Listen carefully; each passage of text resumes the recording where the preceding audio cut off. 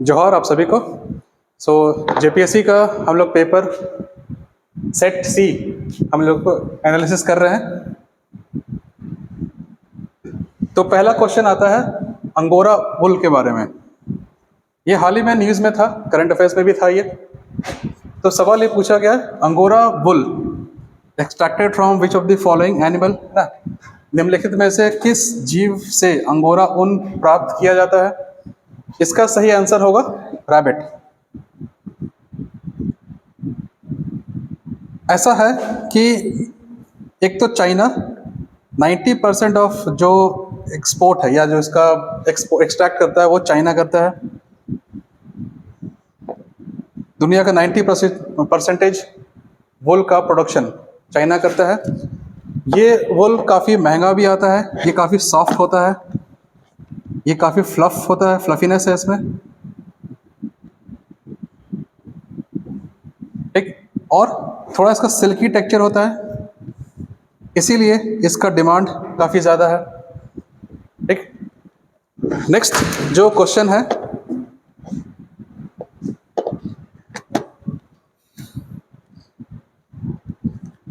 Basic computer knowledge से question पूछा गया। रैम, इनमें से कौन सही नहीं है रैम के बारे में, ठीक है। इसका आंसर है it is like a hard disk storage, ठीक है। सो दो चीजें होती है, रैंडम एक्सेस मेमोरी। हम कह सकते हैं एक शॉर्ट टर्म मेमोरी है कि जैसे कंप्यूटर बंद होगा इसका सारा मेमोरी लॉस हो जाता है, ठीक है। सो information stored in the RAM is gone when the computer is turned of. जैसे हमारा कंप्यूटर बंद होता है सारा का सारा इंफॉर्मेशन उड़ जाता है, ठीक है। ये रैम का फंक्शन होगा इसमें। सही आंसर है option number B, it is like a hard disk storage, लेकिन टेम्पररी है, ये परमानेंट नहीं है। सो परमानेंट कहाँ पे आता है? परमानेंट आता है रोम में, that is your random access sorry read only memory, read only memory. तो शायद अगले बार कुछ क्वेश्चन यहां से आ सके, ठीक है। अगले प्रश्न की ओर बढ़ते हैं। तीसरा है, रिसेंटली ये कुछ टर्म यूज किया गया था जिसको बोलते हैं pour out one's grievances, ठीक है। शिकायतों को व्यक्त करने के लिए हम कौन सा वेबसाइट हम यूज करते हैं, ठीक है। इसका सही आंसर है साइबर वेंटिंग, ठीक है। तो ये एक ऐसा प्लेटफॉर्म है जहां पे आप अपने शिकायतों को, अपने गुस्से को, है ना, आप इसको एक्सप्रेस कर सकते हैं। जो नॉर्मली ऑफिसेज में अपने एम्प्लॉयर्स के अगेंस्ट में लोग यूज करते हैं इसको, ठीक है। Act of bad mouthing about once employer, senior executives, ठीक है, ये इसके लिए है।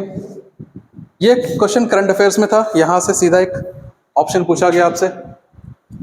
नेक्स्ट जो क्वेश्चन आता है ये है, काफी सिंपल बेसिक क्वेश्चन पूछा था, सीपीयू का फुल फॉर्म या इसमें कौन सा काम करता है, ये which part of the central processing unit performs calculations, है ना, जो गणना करता हो तथा परिणाम देता हो, that is your ALU, arithmetic logic unit. So 4 का जो सही आंसर है वो है डी। आगे बढ़ते हैं। ICAR डे ये कब मनाया जाता है, ठीक है। सिंपल बेसिक क्वेश्चन था ये, 16 जुलाई इसका आंसर है। Indian council of agricultural research, ICAR आईकार, ठीक है। इसकी स्थापना 1929 में हुई थी, 1929। उस समय ब्रिटिश इंडिया था, उस समय इसको कहा जाता था imperial council of agricultural research. आज़ादी के बाद हमने इसको Indian council of agricultural research नाम दिया। इसका सही ऑप्शन होगा 5 का बी, 16 जुलाई। ठीक है, चलिए आगे बढ़ते हैं।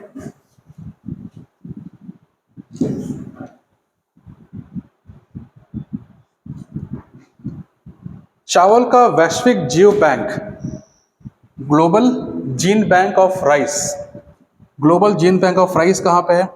यहाँ पे शायद कुछ लोगों ने गलती की है, पूछा गया था ग्लोबल के बारे में, जिसका आंसर होगा फिलीपींस। अगर हम इंडिया की बात करेंगे so Indian gene bank of rice कहाँ पे? तो वो कटक में है, कटक उड़ीसा। ठीक है, तो कुछ गलतियां, माइनर गलतियां कुछ लोगों से हुई, स्टूडेंट से हुए हैं। ठीक है, तो ग्लोबल, तो वर्ड ध्यान में रखना है, ग्लोबल पूछा गया था।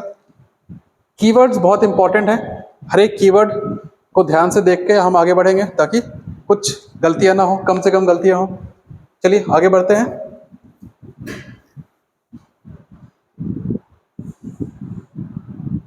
शुगर केन, गन्ना। सो गन्ना एक शॉर्ट डे प्लांट है, इसको हम एक और नाम से जानते हैं, या तो शॉर्ट डे प्लांट होगा या ये लॉन्ग नाइट प्लांट है। ठीक है, इसमें क्या होता है, कुछ ऐसे प्रकार के पौधे हैं जहां पे उनको सनलाइट कम चाहिए होता है। ठीक है, इसमें आपको गन्ना आता है, बीट रूट आता है, इसमें कॉटन आता है, इसमें सोयाबीन आता है। ठीक है, ये सब प्लांट्स यहाँ, राइस यहाँ पे आता है, ये सब प्लांट्स यहाँ पे आते हैं। अगले बार शायद आपसे ये पूछ ले लॉन्ग डे प्लांट्स कौन कौन से होते हैं। ठीक है, इसमें आपको स्पिनच, पालक आ जाएगा।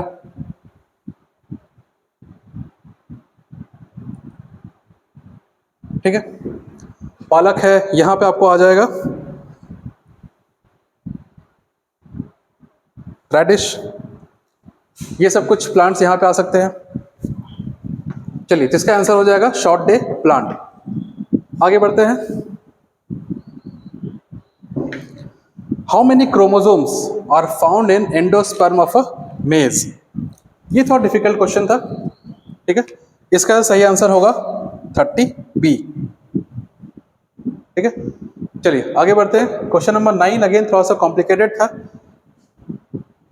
इसका जो जीनोमिक कंडीशन सीक्वेंस है एडिबल व्हीट में, वो आता है ABD। इसका सही जो सीक्वेंस है वो आता है AA, BB और DD।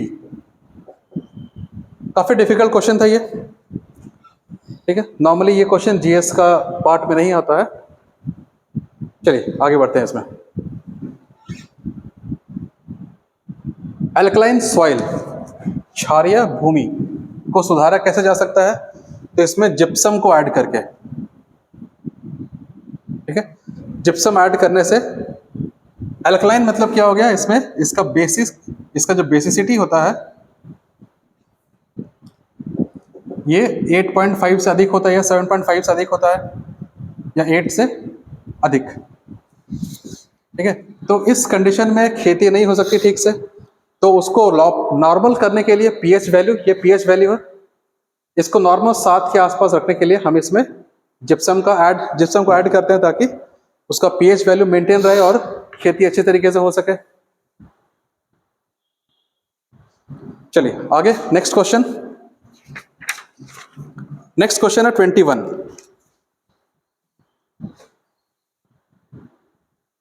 Which of the following pair is not correctly matched? सही सुमेलित नहीं है।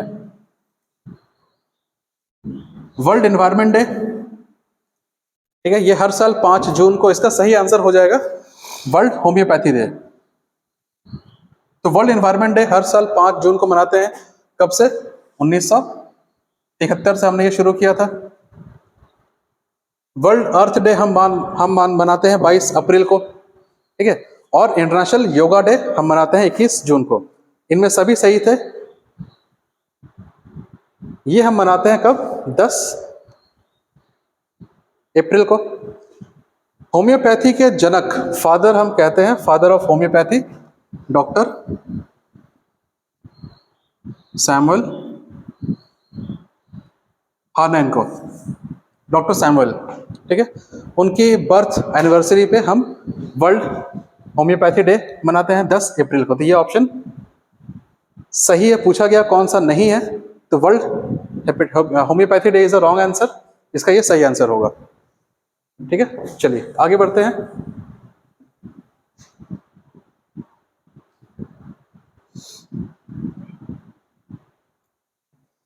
2022-23 में एक स्कीम आया था, लर्न एंड अर्न, ठीक है। इसकी शुरुआत की गई थी मध्य प्रदेश में। उस समय के तत्कालीन जो सीएम थे, चीफ मिनिस्टर शिवराज चौहान,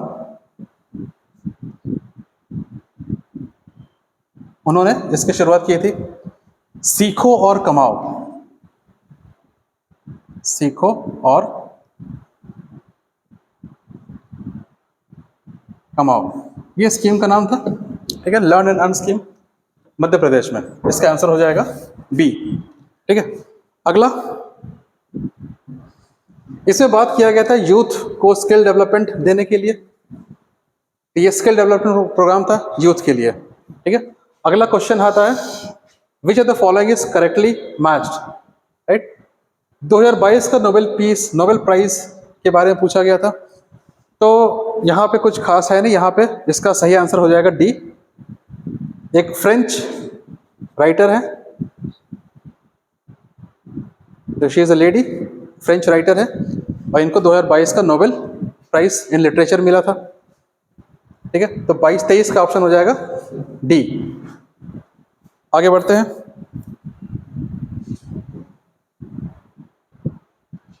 20 अप्रैल 2023 को global summit on Buddhism, global Buddhist summit कहाँ पे हुआ था? इसका आयोजन किया गया था नई दिल्ली में, ठीक है। सो बुद्धिज्म पीस हार्मनी को लेकर के बात की गई थी, किस तरीके से हम दुनिया में जो भी ग्लोबल इश्यूज हैं, स्पेशली पीस को लेकर के और कोऑपरेशन को लेकर के, ठीक है, उसके लिए बात की गई थी। यहाँ पे जहाँ बात करते हैं पीस एंड हार्मनी की, सो हम कह सकते हैं इसका थीम ये था, peace and harmony and how Buddhism can bring changes in the present world order, ठीक है। चलिए आगे बढ़ते हैं।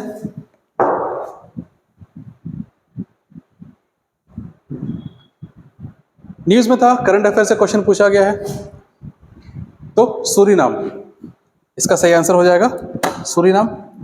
विच of the following countries has awarded the highest civilian award, the grand order of the chain of yellow star to the president of India in 2023? तो यहाँ पे answer होगा Suriname.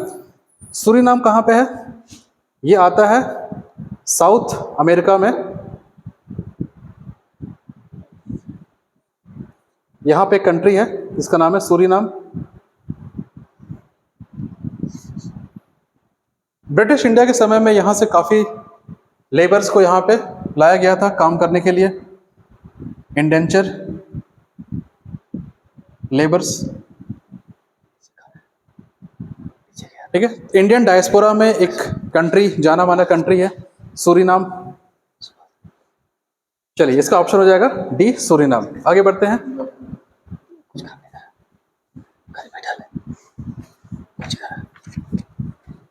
Who is the author of the book The Coalition Years? ये book लिखा गया था ex president of India Pranab Mukherjee के द्वारा। ये बात करता 1996 से लेकर के 2012 तक जो कोलिशन फेज रहा था, ठीक है। इनका टाइमलाइन 1996 से 2012 तक के बीच में जो कंडीशंस थे इंडियन पॉलिटिकल सिनेरियो में, वहां से उनके ऊपर इन्होंने किताब लिखी थी, द कोलिशन ईयर्स। कोलिशन का मतलब होता है गठबंधन, राइट। तो आप पॉलिटी में जानते हैं कि जब किसी को भी फुल मेजोरिटी नहीं मिलता है तो एक को कोलिशन बना के सरकार चलाते हैं, ठीक है। इसके अपने कुछ फायदे भी हैं, कुछ नुकसान भी हैं, जो हम कभी क्लास में डिस्कस करेंगे, ठीक है। चलिए अगला सवाल है 27 नंबर question. NATO, North Atlantic Treaty Organization, NATO. पूछ रहा है कि इनमें से which of the following statements are is or are correct, कौन सा सही है। पहला स्टेटमेंट है इट हैज 42 मेंबर्स, इसमें 42 सदस्य हैं। जो गलत है इसमें 32 सदस्य हैं। हाल ही में आपको पता है नाटो न्यूज में रहा था, इसलिए क्वेश्चन पूछा गया है, ठीक है। तो इसमें 32 मेंबर हैं और इसका हेडक्वार्टर कहाँ पे है, ब्रुसेल्स में है। तो ये ऑप्शन सही है, ये गलत है, तो इसका आंसर हो जाएगा option number B.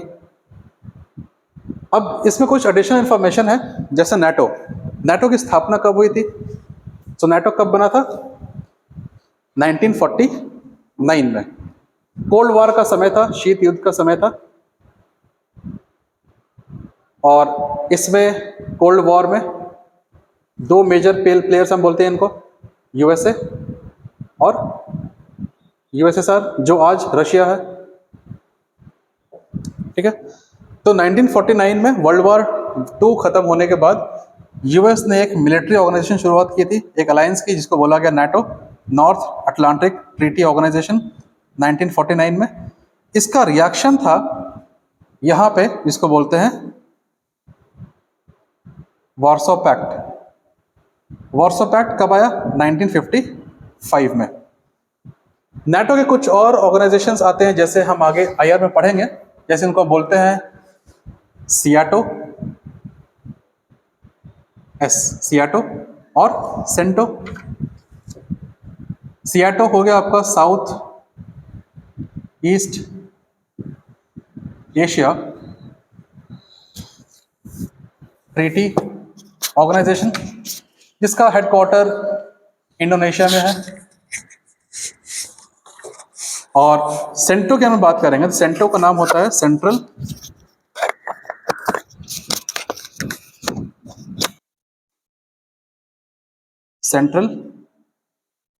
Treaty organisation.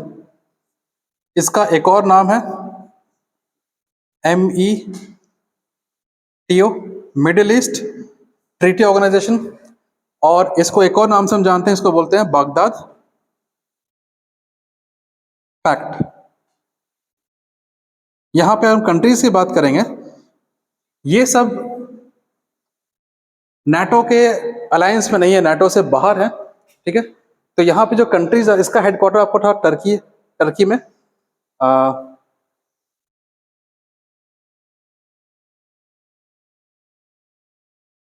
इसमें Pakistan is also a member. तो हाल ही में ये भी बात हुई थी कि पाकिस्तान को इसके मेंबरशिप से बाहर निकालना है, ये बात हुई थी सेंटो की। तो ये कुछ एडिशनल इंफॉर्मेशन नाटो के बारे में है। तो आप देख रहे हैं कि करंट अफेयर से काफ़ी अच्छे क्वेश्चन आ रहे हैं। तो बिना न्यूज़पेपर से अपडेट किए आपको एग्ज़ाम पास करवाना थोड़ी सी मुश्किल है, तो हमें और मेहनत करनी पड़ेगी करंट अफेयर्स को पढ़ने में, चीज़ों को समझने में। ये सब क्वेश्चंस आपको करंट अफेयर्स से पूछा गया डायरेक्ट। करंट अफेयर्स में जो था यहाँ पे न्यूज़ कि स्वीडन लेटेस्ट कंट्री है जो ऐड हुआ था इसमें।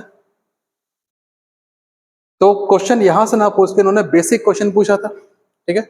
तो हमें हर तरीके से तैयारी करनी पड़ेगी, चाहे वो कॉन्सेप्ट की बात हो, चाहे वो करंट की बात हो, ठीक है। चलिए आगे बढ़ते हैं, इसका आंसर हो जाएगा बी, हमने देख लिया था। नेक्स्ट आते हैं 28 नंबर क्वेश्चन, G20। हमने क्लास में भी डिस्कस किया था G20 के बारे में हाल ही में। अभी ये भी करंट में क्यों था, बिकॉज इंडिया इसका प्रेसिडेंट रहा अभी हाल ही में, 1 दिसंबर 2022 से 30 नवंबर 2023। तो सिंस न्यूज में था तो यहां से क्वेश्चन पूछा गया आपसे। क्वेश्चन फिर बेसिक से पूछा आपसे, ये जानने का आपको दोनों मिला के इसमें क्वेश्चन है। पहला समिट कहाँ पे हुआ था, तो पहला समिट वॉशिंगटन में हुआ था 2008 में। ये स्टेटमेंट सही है, ठीक है। India took the G20 presidency from Indonesia, यहाँ पे क्या दिया, ऑस्ट्रेलिया, ठीक है। तो यहाँ पे बात करेंगे हम इंडोनेशिया की, ये गलत है, तो हमारा आंसर हो जाएगा ऑप्शन बी, 28 का बी जो है सही आंसर है। चलिए आगे बढ़ते हैं। यूसीसी, काफी आसान क्वेश्चन था ये,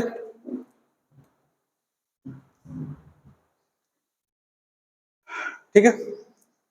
यूनिफॉर्म सिविल कोड अभी न्यूज में है, इससे आप मान के चलिए मेंस में क्वेश्चंस और इंटरव्यू में क्वेश्चंस आने वाले हैं। तो जो भी इंफॉर्मेशन इस पे आ रही है, गाइडलाइंस आ रही है, या फिर इसमें जो भी इश्यूज अभी चल रहा है, सही है नहीं है, कहाँ तक कैसे इम्प्लीमेंटेशन होगा, इसके बेनिफिट्स क्या हो सकते हैं, इसके नेगेटिव्स क्या हो सकते हैं, वो सब हमें समझना पड़ेगा। क्रिटिकल एनालाइज करना पड़ेगा इन ऐसे क्वेश्चंस को। आर्टिकल 44 की बात करता है ये, ऑप्शन बी। इंडिया में गोवा इकलौता ऐसा स्टेट है जिसके पास अपना पार्शियल यूसीसी है। ठीक है, तो ये भी एक क्वेश्चन बन सकता है कि किस भारत के किस राज्य में यूसीसी लगा हुआ है। ठीक है, चलिए अगला क्वेश्चन आते हैं। 2023 में संयुक्त राष्ट्र अमेरिका यूएस के किस राज्य ने हाल ही में सरकारी स्कूलों में दीपावली के लिए छुट्टी की घोषणा की है या अवकाश की घोषणा की है? ठीक है, टी हो जाएगा। ये भी करंट अफेयर्स न्यूज में था, सीधा क्वेश्चन वहां से था ये, न्यूयॉर्क। ठीक है, इसमें कुछ समझाने को है नहीं। और इससे ये समझ में आता है कि अगर दूसरे कंट्रीज में हमारे फेस्टिवल्स को सेलिब्रेट किया जा रहा है, तो जो उस कंट्री में हमारे जो इंडियन डायस्पोरा है, जो भारत के लोग वहां रहते हैं, किस तरीके से ये उस कंट्री के पॉलिटिक्स को इन्फ्लुएंस करते हैं। और इसके कारण क्या होता है, हम अभी देख रहे हैं कि इंडिया और यूएस का जो ट्रेड रिलेशंस है या जो भी इकोनॉमिक या मिलिट्री रिलेशंस हैं, ये काफी अच्छे हो रहे हैं because of this Indian diaspora. ठीक है, ये सब क्वेश्चंस हम आईआर में डिटेल में पढ़ेंगे जब हम क्लास में रहेंगे। चलिए आगे देखते हैं। अगेन एक क्वेश्चन है पद्मश्री से, इज करेक्टली मैच्ड, इनमें से कौन सही है? It is correctly matched. तो यहां पे आ जाएगा कल्याण सुंदरम। एक लाइब्रेरियन थे और ये सोशल एक्टिविस्ट भी है। इन्होंने बहुत से गरीब बच्चों को, इनका जो भी इनको सैलरी मिलती थी अपने पोस्ट से, ये सभी सैलरी डोनेट करते थे फॉर द पुअर। जो भी इकोनॉमिकली पुअर पीपल है अपने स्टेट में, उनके एरिया में, उनको ये मदद की एजुकेशन में, उनको और भी कुछ जगह पे उन्होंने हेल्प किया, तो उसके लिए उनको एक पद्मश्री से नवाजा गया। ठीक है, तो ये न्यूज में था, ये भी क्वेश्चन न्यूज में था, इसलिए यहां से पूछा गया। चलिए अगला क्वेश्चन देखते हैं।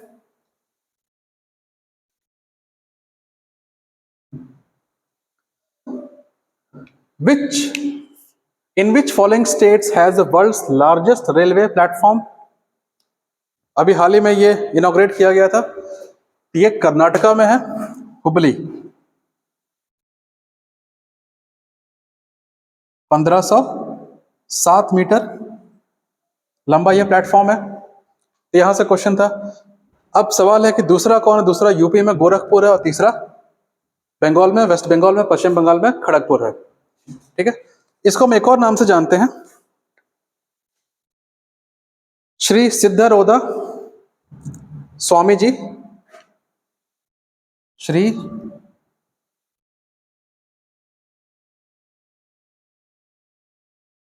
सिद्धारोदा स्वामी जी, हुबली जंक्शन। ये भी एक नाम है इनका। तो शायद आपसे अगली बार कुछ ऐसा क्वेश्चन पूछ ले स्टेशन को लेकर के। ठीक है, चलिए, तो इसका ऑप्शन हो जाएगा ऑप्शन ए, कर्नाटका। नेक्स्ट देखते हैं।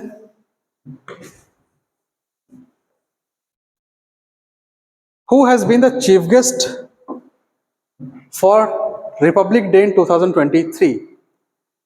आपसे लेटेस्ट क्वेश्चन नहीं पूछा 2024 में, आपसे पूछा गया 2023 का। ठीक है, तो यहां पे इजिप्ट होगा। तो 24 में कौन है? 24 में थे हमारे France, the president of France Emmanuel Macron. ठीक है, अब ये बताइए कि रिपब्लिक डे में चीफ गेस्ट को इनविटेशन कौन सी मिनिस्ट्री डिसाइड करती है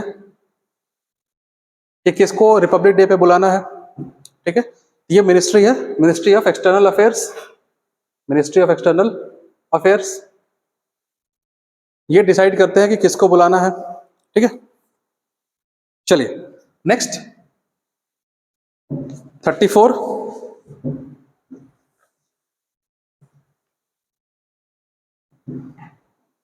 Indian government has launched a rescue operation in Sudan. Sudan लगभग आपको पता है कि सेंट्रल अफ्रीका में कंट्री है, इजिप्ट के नीचे, और काफी सालों से यहाँ पे सिविल वॉर लाइक कंडीशन है, आपस में सिविल वॉर चल रहा है यहाँ पे, उसके कारण काफी इश्यूज रहते हैं। ठीक है, तो रिसेंटली ऑपरेशन, कौन सा ऑपरेशन किया गया जहाँ पे इंडियंस को वहां से बाहर निकाला गया? This operation is operation Kaveri. ठीक है, ये अभी कन्फ्लिक्ट सूडान में चल रहा है, लोग वहां पे, तो ऑपरेशन कावेरी के थ्रू लोगों को वहां से इंडिया बुलाया गया था। ठीक है, इसमें इंडियन नेवी का रोल था, INS Sumedha.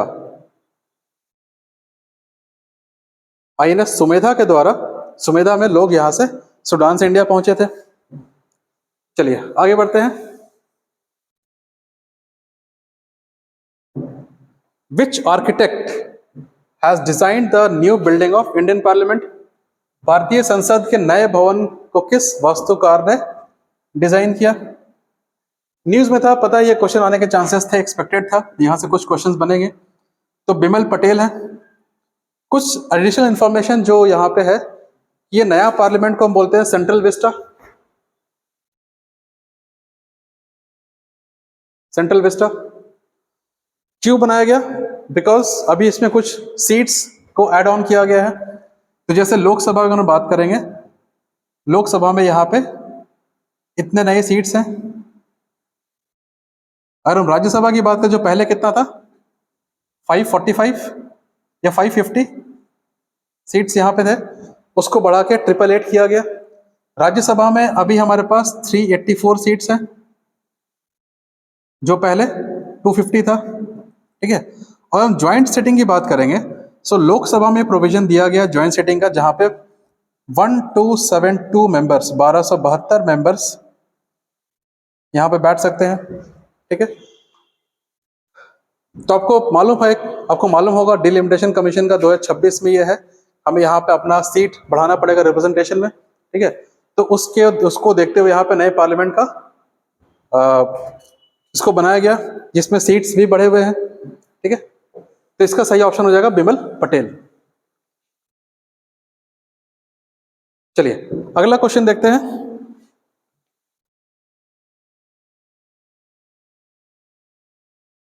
Which of the following statements is true regarding coalition for disaster resilient infrastructure?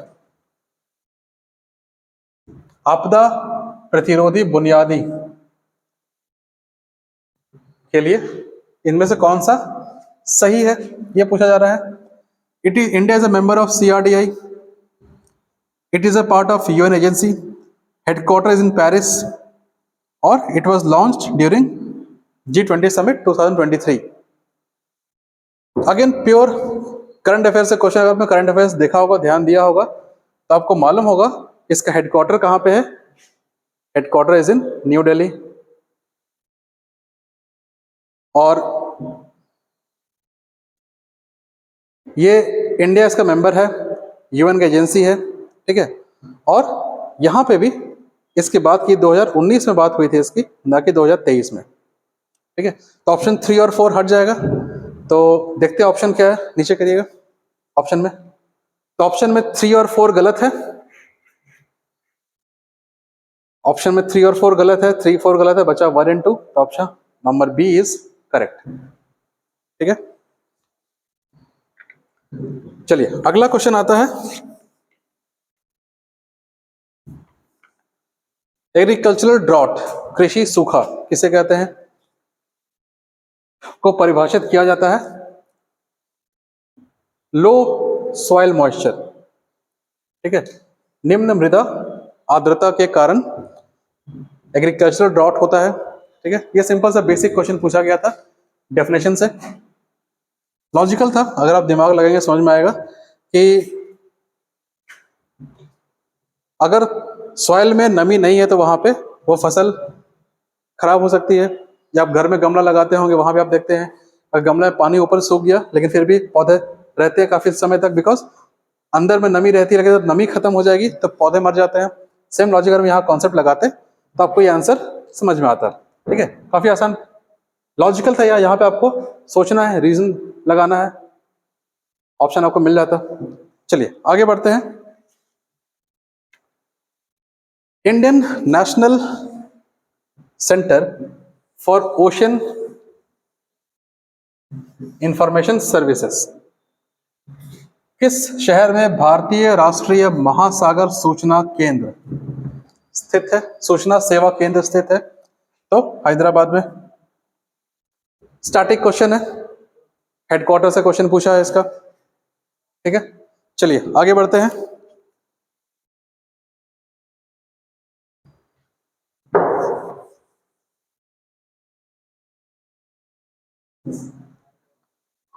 Current affairs में था अगेन याया सोलेक। लॉजिकली थोड़ा सा क्वेश्चन में डाउट है, गलत है, बिकॉज तिब्बतन लैंग्वेज में सो का मतलब होता है लेक, इसकी जरूरत नहीं थी। ठीक है, याया सो या याया लेक एक ही नाम है। ठीक है, तो क्वेश्चन ये पूछ रहा है, करेक्ट पूछ रहा है, इनमें से कौन सही है? पहला स्टेटमेंट है ये लद्दाख में है, यस ये लद्दाख में है। तो लद्दाख में अगर हम बात करें, अगर हम मैप से देखते हैं तो 3 फेमस नदियां हैं या लेक हैं लद्दाख में। यहां पे आता है पैंगोंग सो, यहां पे आता है एक रिवर है, एक लेक है सो मोरिरी, और यहां पे कहीं पे आता है याया सो। ठीक, पैंगोंग सो इकलौता ऐसा रिवर है, सॉरी लेक है एशिया में जो 2 कंट्री इंडिया चाइना के बीच में फ्लो करता है, ये है उसमें। ठीक है, एक क्वेश्चन कभी यहां शायद बन जाए। चलिए तो बात करते हैं, अगर आप यहां पे देखिएगा तो काफी लॉजिकल आंसर था, थोड़ा सा दिमाग लगाने पे आंसर निकल रहा था। अगर आपको कुछ नहीं पता है तो भी थोड़ा सा ऊपर करिएगा, बस थोड़ा ऊपर ऊपर ऊपर, और हाँ। तो अगर आपको इसमें कुछ नहीं पता है, सपोज ये क्वेश्चन हमें, अगर हम इसको लॉजिक पे लेके चलते हैं, आपने इस स्टेटमेंट को देखा, आपको इसके बारे में कोई आइडिया नहीं है, एक बार ऑप्शन देख लें। ऑप्शन क्या कह रहा है? 1 1 1 1 मतलब ये सही है, मुझे नहीं पता तो भी ये सही है। ठीक है, बाकी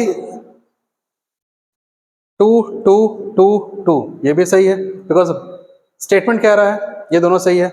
अब बचा it is also known as birds paradise, it is fed by Sutlej river.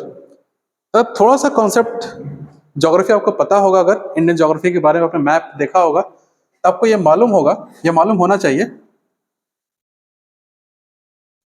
कि इंडस रिवर इस तरीके से फ्लो करती है और लद्दाख यहाँ पे है। और अगर हम बात करें, अभी हमने बात की सो याया सो की, ये यहाँ पे है। सतलज रिवर हिमाचल प्रदेश और हरियाणा, सॉरी पंजाब, इन 2 स्टेट से क्रॉस करती है। तो अगर हम इस लॉजिक से जाएंगे कि लाइक सतलज रिवर लद्दाख में नहीं जाता है, तो अगर हम ऑप्शन 4 हटा दें हमें आंसर मिल गया। ठीक है, ये क्वेश्चन आप टफ भी समझो आसान भी समझो, अगर आसान अगर आप लॉजिक लगा के देखोगे तो कभी कभी आपको कुछ नहीं पता, फिर भी हम ऑप्शंस देख के हम कुछ लॉजिक लगा के क्लियर कर सकते हैं। ठीक है, चलिए आगे देखते हैं। नॉर्मली आप ये समझ लीजिए कि जितने भी ऑप्शंस, जितने क्वेश्चन लंबे होते हैं स्टेटमेंट बेसिस पे, है ना, नॉर्मली वो क्वेश्चंस काफी आसान होते हैं, हमें बस लॉजिक लगाना होता है, समझना होता है कि वो स्टेटमेंट क्या कहना चाह रहा है।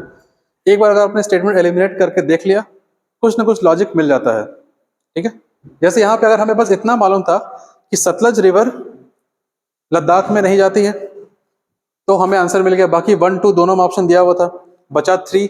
तो 3 जैसे हमने 4 को हटाया, 3 ऑटोमेटिकली मेरे पास आंसर आ गया। अब मुझे नहीं पता कि पैराडाइज कहा जाता है कि नहीं कहा जाता, लेकिन मुझे आंसर मिल गया उसका। ठीक है, कभी कभी ऐसे भी काम होता है